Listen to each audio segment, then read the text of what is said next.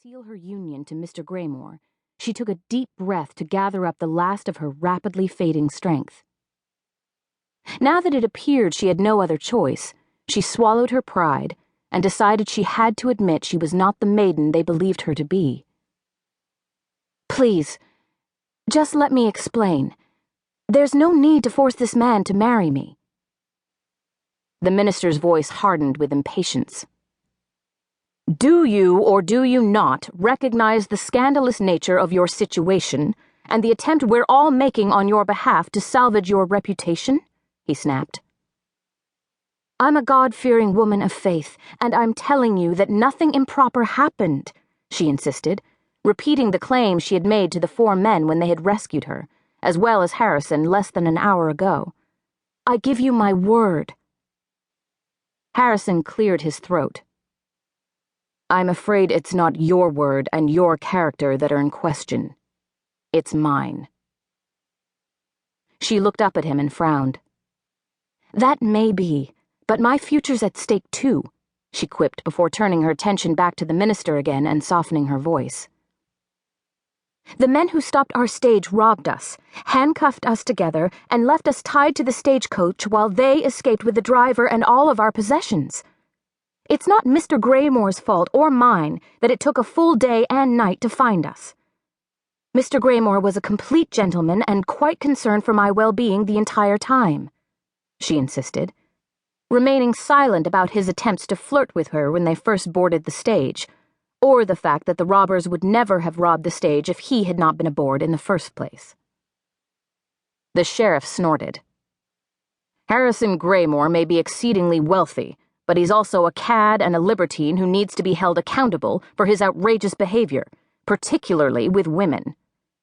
His reputation, I assure you, is well known far beyond Philadelphia, where he resides." "We're far from Philadelphia, and we should all avoid gossip that no one here can confirm," she argued. But she was also relieved they were a far cry from Four Corners, the small town where she had become equally infamous.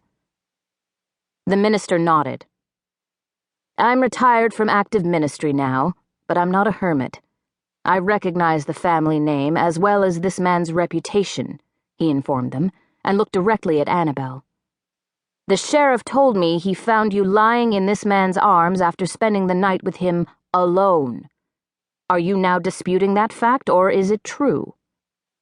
She blushed, although she couldn't remember exactly how or when she ended up cuddled against his side during the night. "Yes, it's true," she admitted, "but the weather had turned exceedingly cold again, and the thieves had stolen my cloak as well as his coat.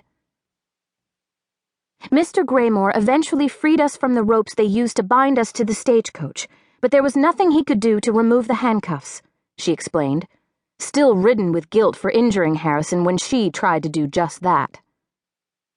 "We tried walking to find help, but a thunderstorm forced us back to the stagecoach for shelter. By then, we were both drenched and this wretched man used this poor woman's distress to his sinful advantage." The man directly to her left squared his shoulders and took a step forward. "My name is James Jenkins. One of Graymoor's country estates is near my home in Chad's Landing. My wife, Camille, went to work there when he showed up 4 months ago, and this man, seduced her," he murmured, repeating the charges he had made to the sheriff earlier. "I did no such thing," Harrison argued in a low voice that was just as authoritative as it had been earlier when he tried to reason with Jenkins and the sheriff. "I did not seduce Mrs. Jenkins, and I did not seduce Miss Tyler."